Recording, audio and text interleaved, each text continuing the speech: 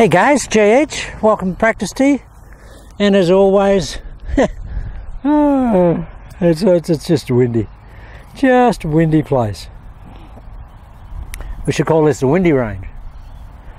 Alright guys, I want to talk about something today that I think generally just in channel lock will help you. And it's probably not the right terminology, but I'm going to term it negative mass application.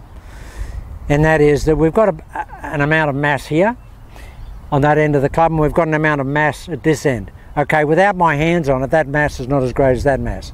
But as soon as I put my hands and my arms on it, I've got quite a lot of mass up there, and an over proportional amount of mass to the head of the golf club. But what I want to do is balance out that mass at impact. And what does that mean? That means that if I get in here like that, if I had that club moving at velocity and it got in there, in that configuration, that would be balanced out mass. There would be no positive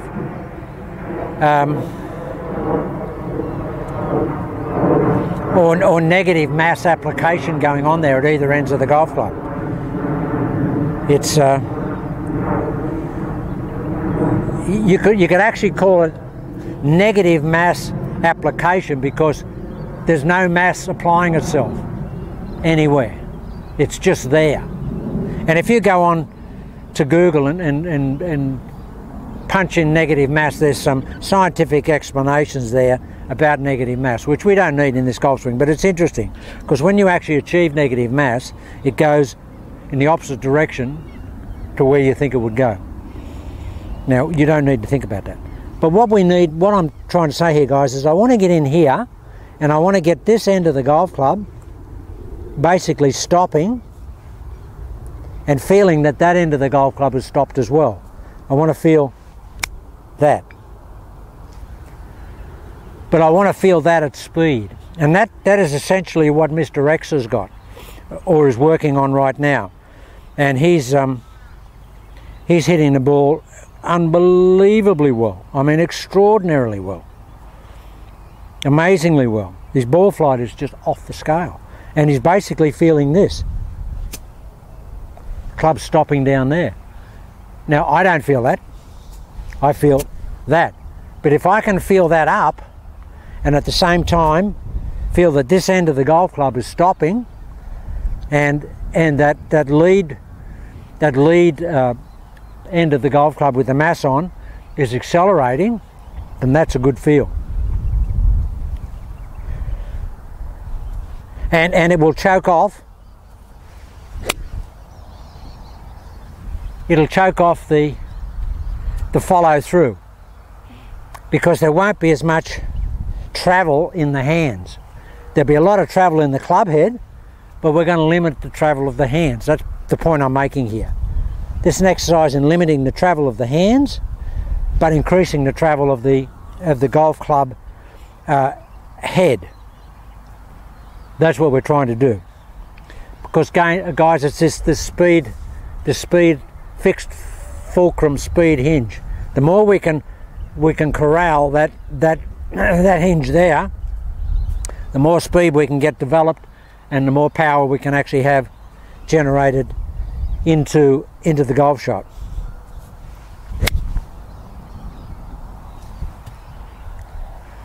Now it just feels like the club is coming. It's not, but it feels like it's coming to a halt.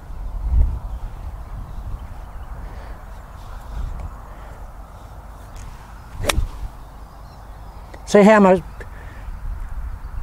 it's not going to go here and stop because you break your wrist, and there's too much momentum. I mean, no one's strong enough to actually, I mean, you can't say no one's strong. There probably is someone strong enough out there, but he wouldn't be a golfer, and you wouldn't try and apply that type of action where the club actually comes to a dead, where your hands come to a dead stop.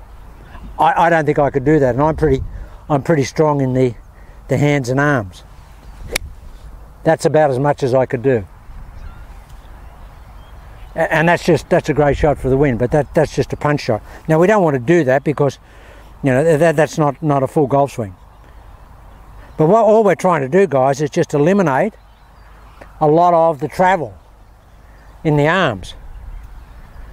Just think that we want to get in there, kill the travel in the hands, but don't kill the speed of the club head.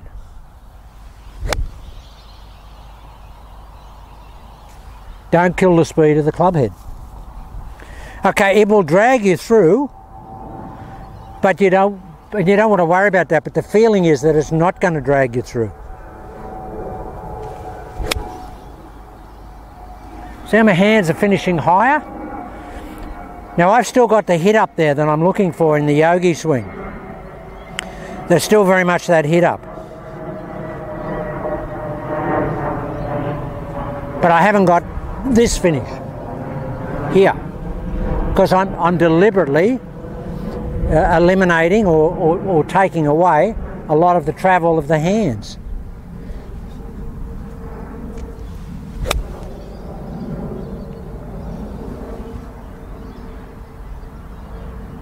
Now the ball flight is different. No question, the ball flight is different. It's flatter, and it's strong, really strong.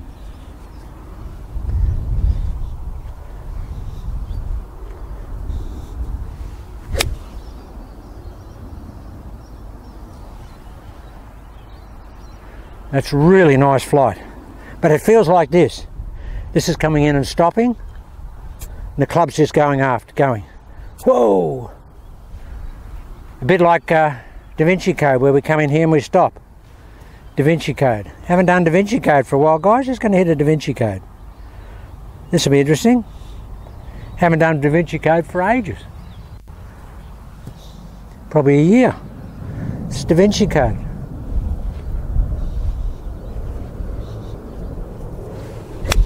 There's Da Vinci Code.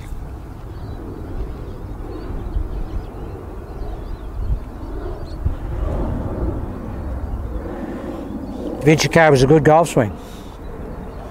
The whole idea of Da Vinci Code was that trebuchet, we want to stop the hands, or we want to stop the arm on the trebuchet and just let the rope with the rock on it keep going. And essentially that's what I'm trying to do here with stopping the hands. Over here with the cows again, guys, and I made the point the other day. I come over here and it's not salubrious in terms of conditions, but it's fantastic because no one bothers me. I don't have people driving in front of me in carts like Bill Phillips had the other day at MMI Golf. So here we are, guys. Watch this. I might be a little bit out of frame here.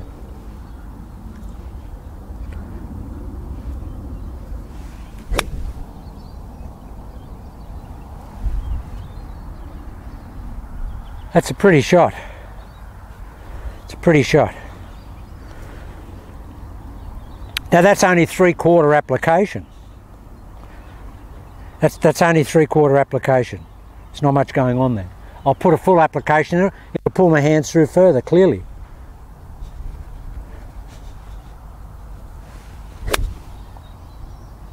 But there's a full shot.